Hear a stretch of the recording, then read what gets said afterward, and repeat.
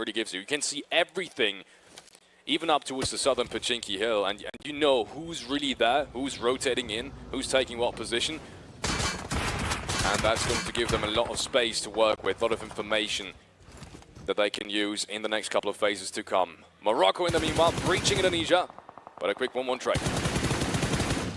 Kicking off on a position that you'd like to make a landfall on, not a position you want to stay on, but for now they have to consolidate first, and it's looking like Indonesia might get the better end of the stick. They haven't gotten Rendi back on their feet, but they have gotten the entries. XL really popping off on the lower ground. Marshall on the top. He's got a rock to work with. He's got a nice right peak, but he's getting pulled up on. He's getting held from afar. Any piece of util should seal the deal here. Very nice and fast. The shotgun comes on out. He's baiting his time. He's trying to stay alive for as long as possible. Finds a 1v1, but he cannot close it out. Morocco falls. Indonesia shows us a bit of their teeth as the res has come through as well. I said before, they won't be able to stay here, but they'll be able to get themselves a little bit of information of what's in front of them, what they can play, and they should be able to make a move into the combat here. Kyrgyzstan, though, is in the kill feed, Alex. That's a team we have to keep our eyes on as well. Absolutely. Pakistan on the opposing side, and it's a lot of trades going back and forth. Not really a clean fight for any of these teams. Flyky seems to be the one that maybe finally brings the advantage back to Kyrgyzstan. We've been desperately waiting for these guys to pop off. Desperately waiting for these. I was hesitating when I picked Turkey, gotta be honest, because I thought Kyrgyzstan would have almost equally as impressive players when it comes to just straight up mechanical skill, individual skill.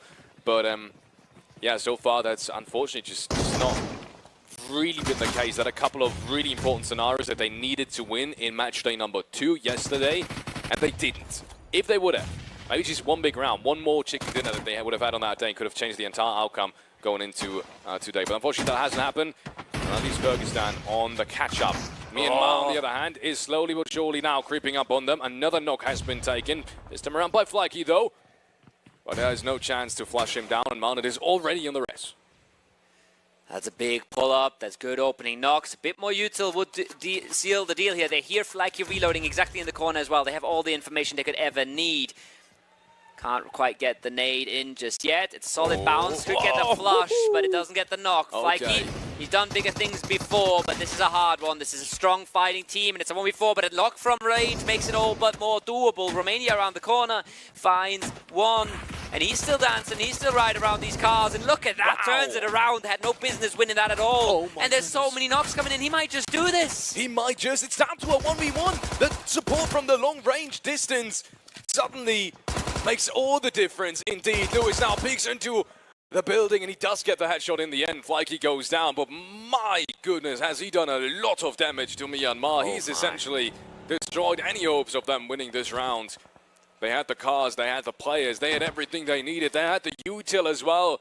6 smokes on Lewis alone to get out of that yellow building area afterwards, but 3 players being knocked down at one point, bringing it down to a 1-1. That's not what I would have expected from Flyky, and that's, I mean, I literally just talked about them being individually absolutely insane players, and we're seeing it time and time again, so why hasn't it shown consistently?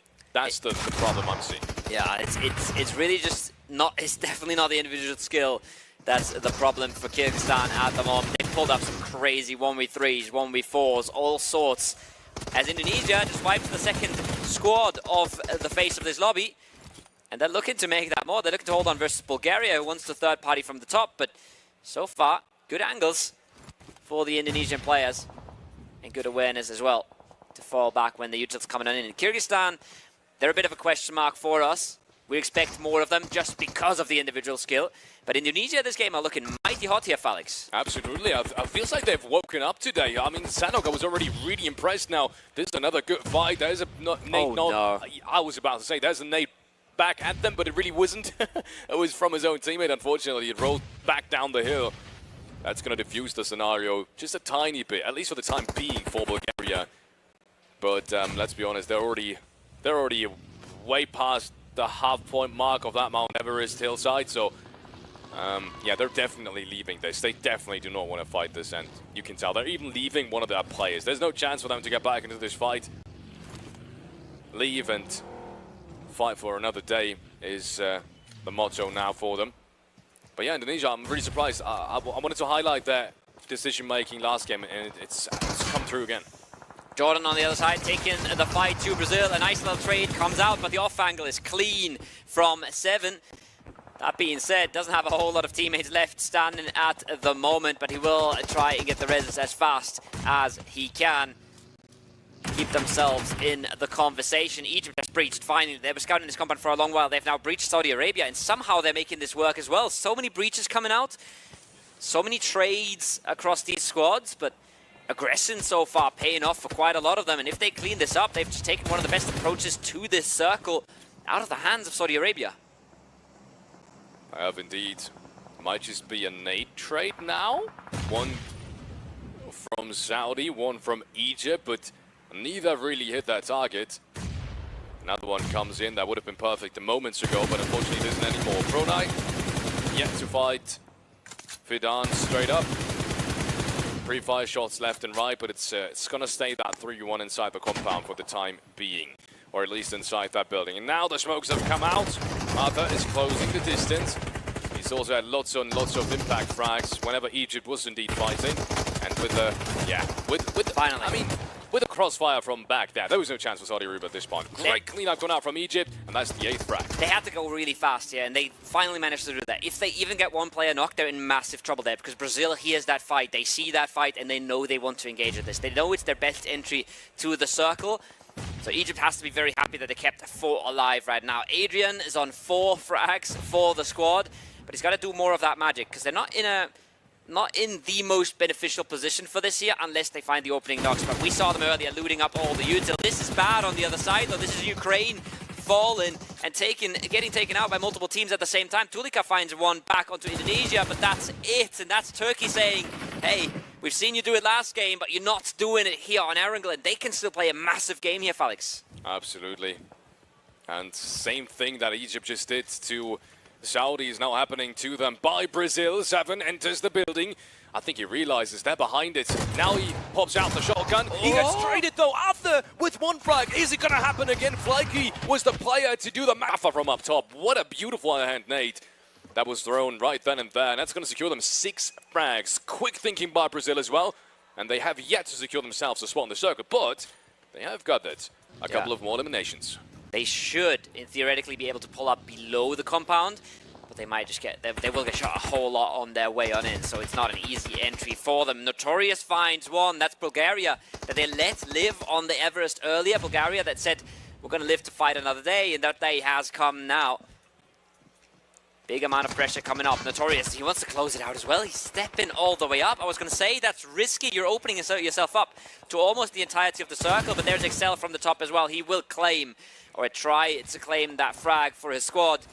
This is a rough fight for either of these two teams, because there's teams below them just have so much angles on them, just making it so hard to get out of here. And that circle pushes everyone in except Romania. Now Romania is, for the very first time actually, he's now getting breached by, I think it is Brazil.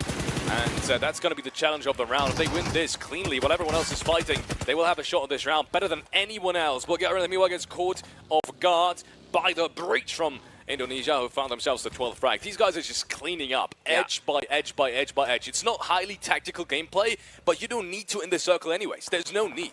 Yeah, but it's also, we saw the angle that Excel gets for his team, right? He decides that fight. He decides who gets away with the win in that one. So there is still really, really good moves being pulled off from each of these players. Now they realize we got to go down here a little bit, but look at the space Indonesia's taken. I'm loving this on the minimap. These purple dots figuring out exactly what they can do. They've just got to not overstep, because that's Turkey right next to them.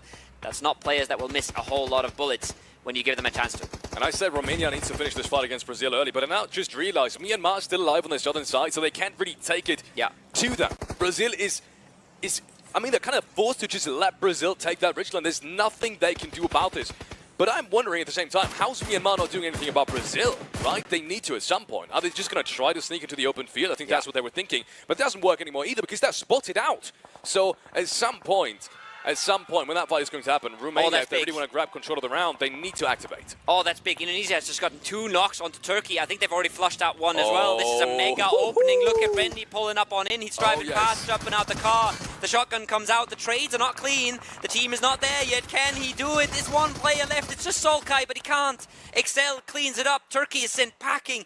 And it's 15 15 elims for Indonesia right now. That's one of the best rounds we've ever seen here at the Iesf World Esports Championship Grand Finals. And maybe there's more to come. Everyone else is fighting as well. As soon as they get these reses back up, they might just be perfectly in time for that fight to happen. And I said Romania needs to activate. That's exactly what they're doing. Nate's down. First frag. They're looking for the second. Yes, they find it. Just one player left standing. But he does so much more damage. Maybe enough for Myanmar to have another shot at this as well.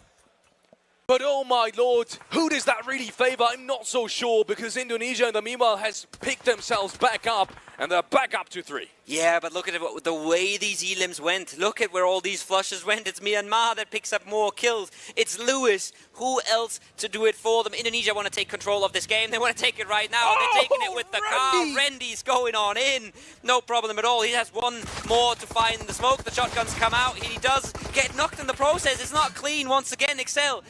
Oh boy, they're playing with fire here, but all they have to work with is a solo in the field. That's the only threat left for them. Unbelievable. And once they get a good idea of where he is, they should be able to close this out. That being said, we've seen crazier things coming out of Myanmar, but there it is. He is spotted. Yeah. Indonesia should be able to do this. 17 eliminations, ladies and gentlemen. We're witnessing history right here. One of the biggest rounds we've ever seen here at the World Esports Championship. And that is the first nade. Maybe the second one is going to hit. That looks absolutely perfect. Lewis down to 50 HP. 18 eliminations. That will be absolutely insane. We said it couldn't get any more close on the overall leaderboard. Maybe with this round it does. And there it goes. Excel. Who else to take it? Then Excel for Indonesia. Meaning they will indeed pick up 18 eliminations. And yes, I think it's time. I think it's time to potentially go back to the drawing